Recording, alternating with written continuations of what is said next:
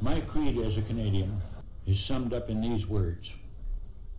I am a Canadian, a free Canadian, free to speak without fear, free to worship God in my own way, free to stand for what I think right, free to oppose what I believe wrong, free to choose those who shall govern my country.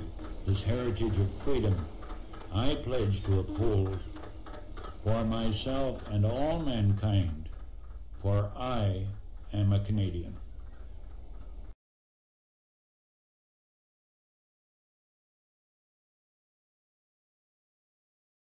Hello everyone, Winston Smith here. Let me first begin by saying that Islam is not a religion. Praying 5 times a day is religious. However, commandeering the streets of a town or a city is a political action. Lobbying the government to pass laws is a political action. Scoffing at the laws of Canada or any other state that they reside in is not a religious act. It is a political action. Islam is a complete philosophy for civilization.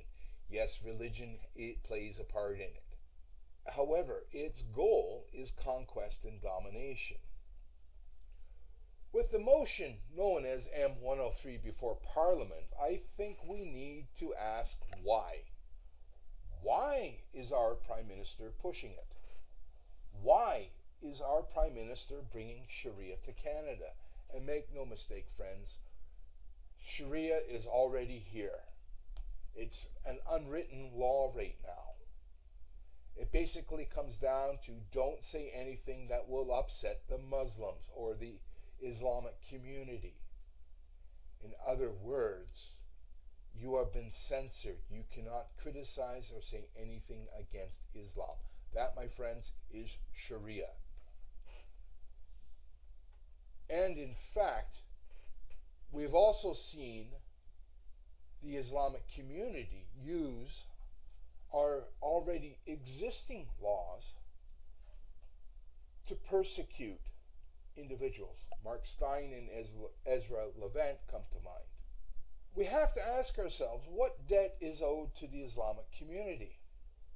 Look at his other policies. Right after his election, his first phone call to the President of the United States, our friend, our ally, that Canada was going home. We are not going to stay involved in the fight in Syria against ISIS. Why?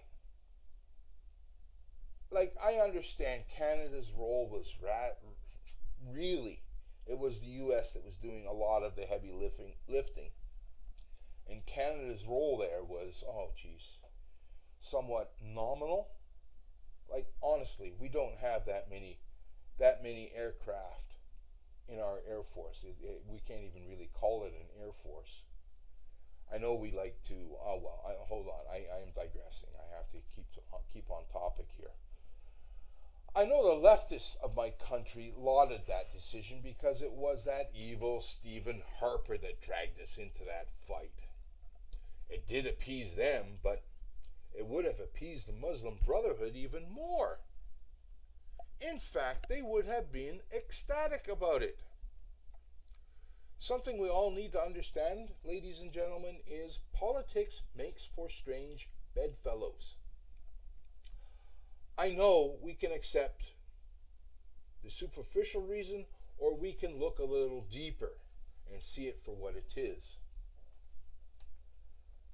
We also need to understand, leading up to the election, Justin campaigned a great deal in the Islamic community. Now, we need to understand something. He's been photographed, pictured, videotaped in a Wahhabi mosque. And we also need to understand that there is no place in Islam for the kafir. And if you are not of Islam, you are kafir, a non-believer. When do you have a place? When you are either converting to Islam or being beheaded or crucified or hung, though beheading seems to be the preferred method of these days by ISIS. That said, here's my question. Did our Prime Minister convert to Islam? Or was this vain, vapid, vacuous poseur pretending it was all just good PR and photo ops? I'm reminded of the Hitchhiker's Guide to the Galaxy, where the galactic president, Zephod Beetlebrock, signed an order authorizing the demolition of Earth, thinking it was a fan asking him for his autograph. Honestly, as much as I think he is a complete, total airhead, I don't think he's really that stupid. Is he? Or is he? That is the question, my friends. The Salafi Wahhabi are very ultra-conservative and take a fundamentalist interpretation of Islam. It would be haram for Justin to stand among them in the mosque as a kafir. Which brings me to my central point. If Justin Trudeau was somehow duped by the Islamic community into converting, him thinking this was all just good press and meant in goodwill, then he is far too foolish to be the leader of our nation. If Justin Trudeau converted to Islam, he owes us an explanation. He owes us his resignation for not disclosing this fact. It makes him the worst sort of political whore, willing to do anything for the sake of gaining power. Now, I will leave this with everybody right here and now, in the hands of my fellow Canadian to ponder.